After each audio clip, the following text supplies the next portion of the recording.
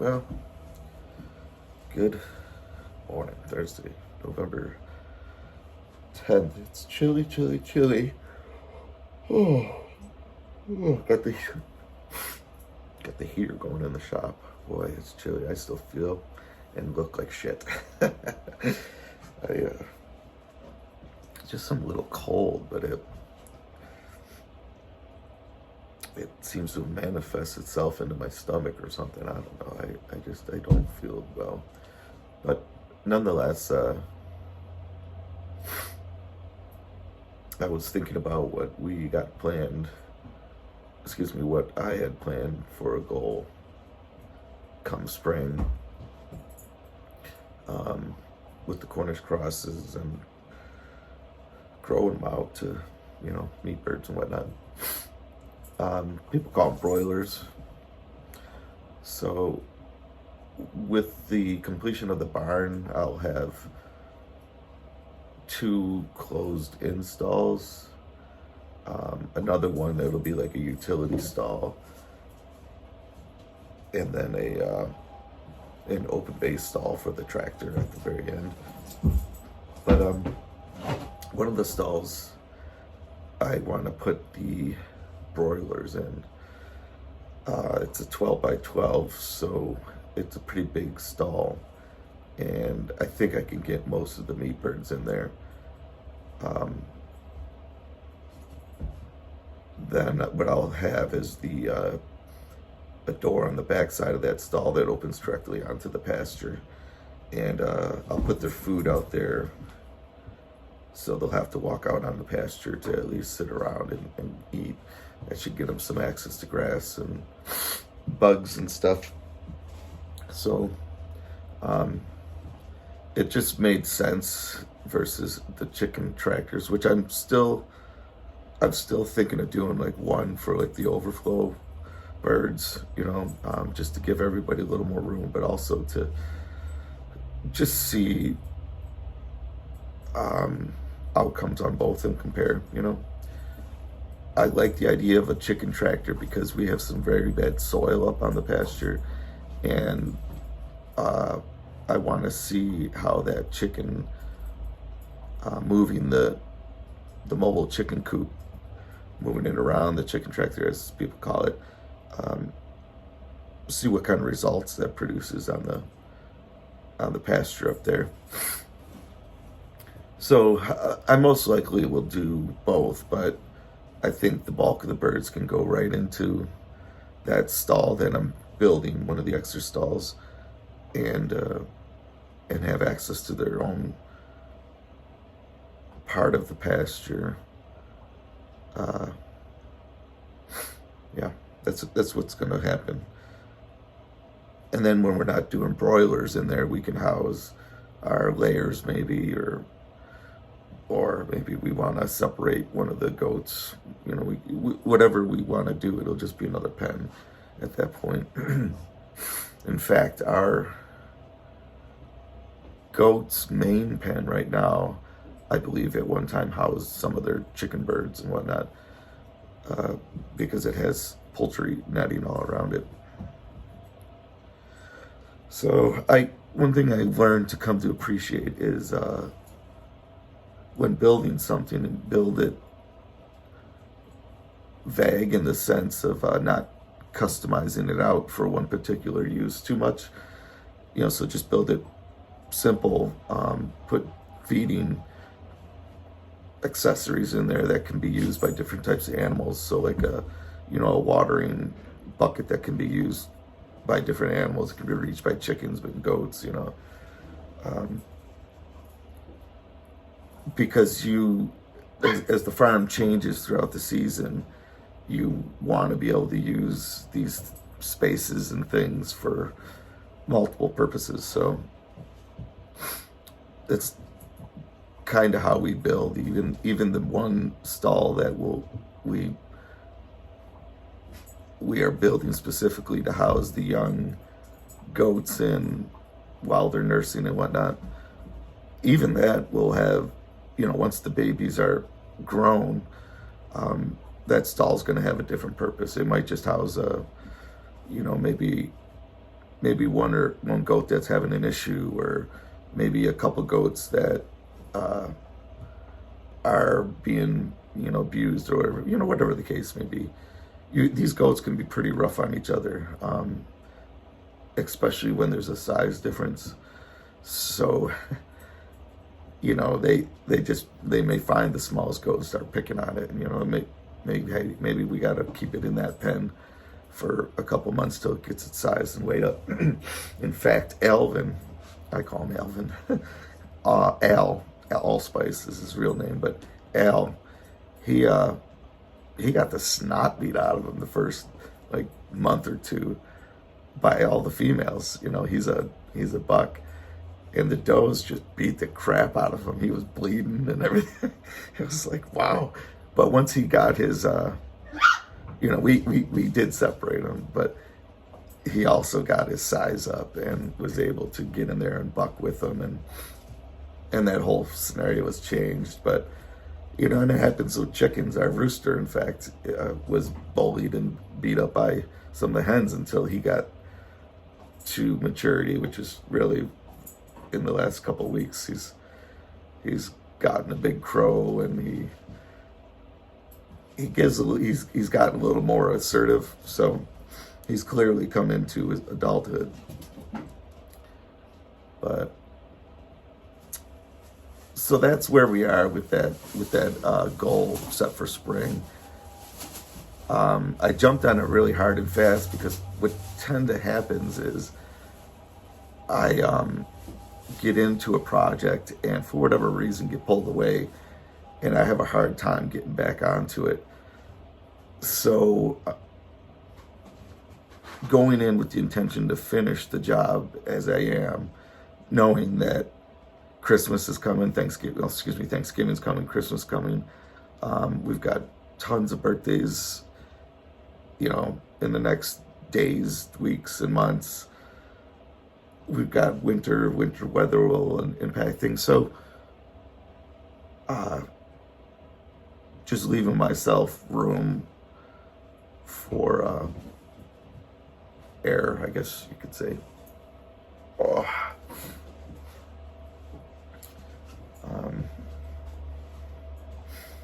But I did get a third of it roofed yesterday, and today I think I can get up there and get some more done. My body's hurting, but you get up there and get another third done, and then I only got one more day's worth of work, and the roof will be complete.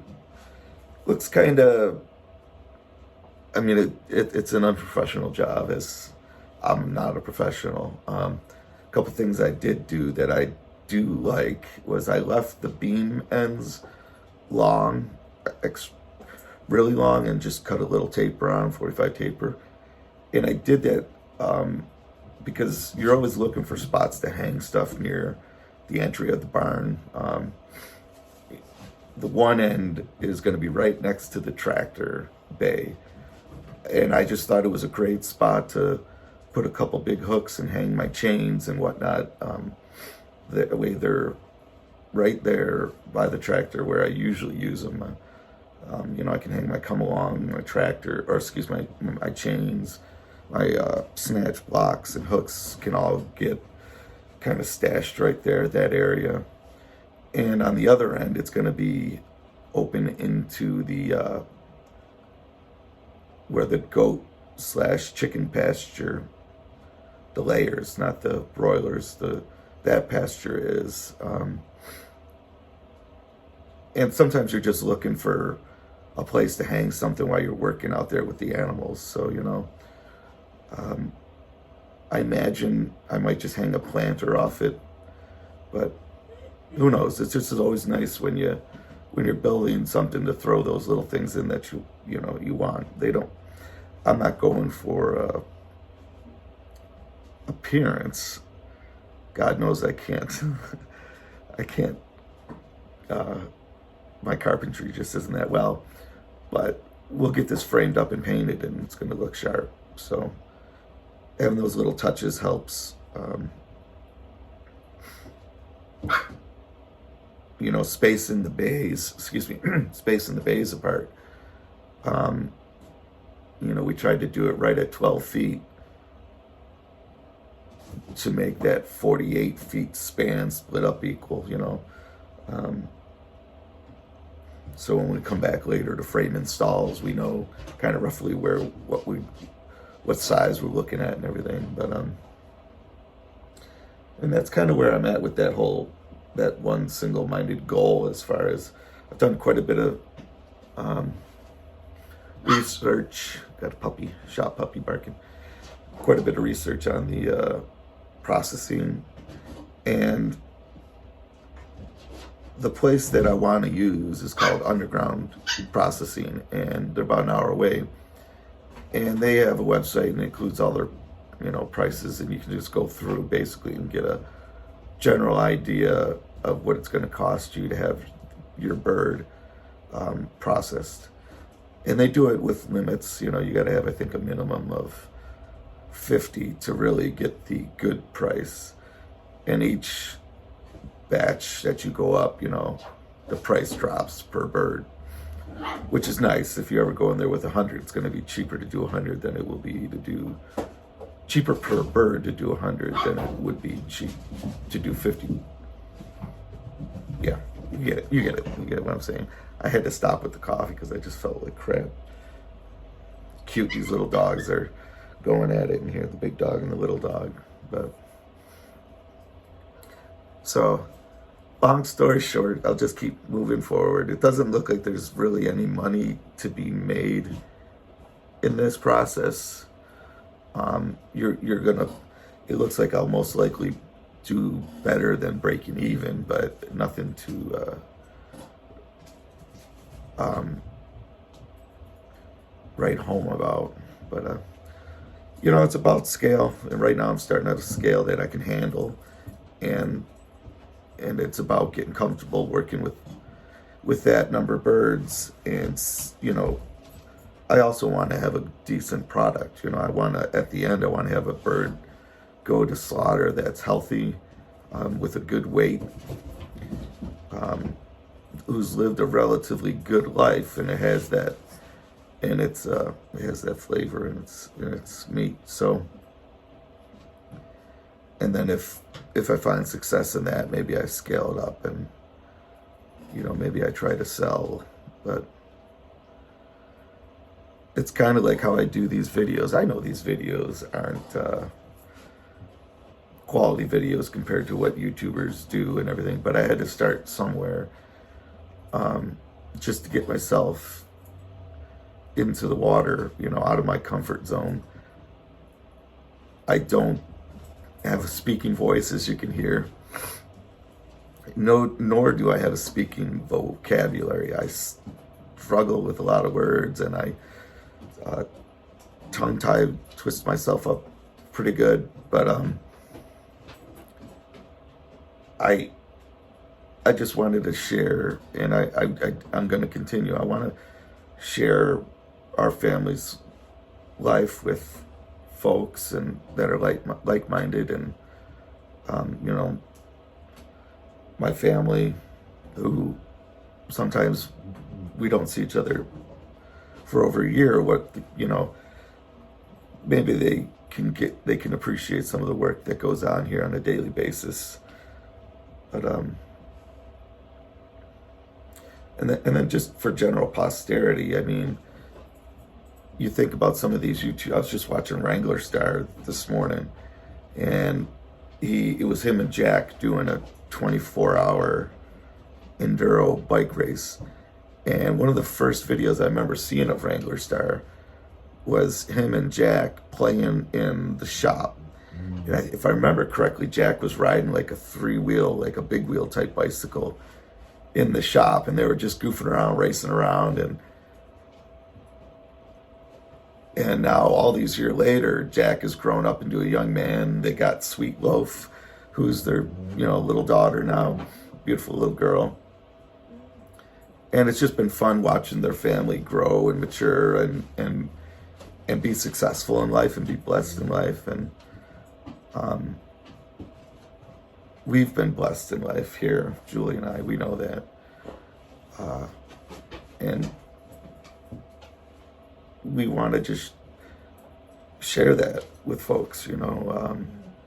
Maybe some folks will be empowered by what we do. Maybe they'll see that I'm nothing special and I'm getting some of these things done, and maybe it'll motivate them to do it as well.